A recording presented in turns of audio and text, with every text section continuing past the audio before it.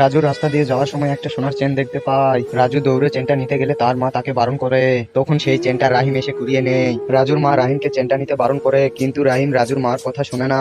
তখন রাজু তার মাকে বলে, মা তুমি কেন চেনটা নিতে দিলে না? রাজুর মা তখন রাজুকে একটা লোকের গল্প শোনায়। একটা লোক রাস্তায় কিছু চকচকে পাথর পায় এবং সে সেটা বাড়িতে নিয়ে যায়। তার কিছুদিন পর লোকটি অসুস্থ হয়ে পড়ে। তার অসুস্থ হওয়ার কারণ সেই চকচকে পাথরে কিছু কেমিক্যাল ছিল।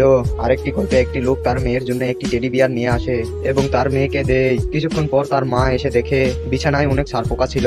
মেয়েটি বলে তার শরীর অনেক চুলকাচ্ছিল।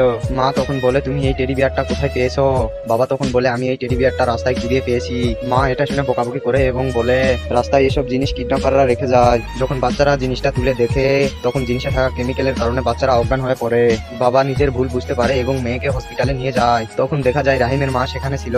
আসলে সেই চেনেও কেমিক্যাল ছিল, যার কারণে রাহিম অসুস্থ হয়ে পড়ে। দেখলে বন্ধুরা, রাস্তায় পড়ে থাকা জিনিস নিলে কি হয়। যারা যারা ভিডিওতে একটি লাইক এবং একটি সাবস্ক্রাইব করবে, আমি বুঝবো তারা রাস্তায় পড়ে থাকা জিনিস নেই না।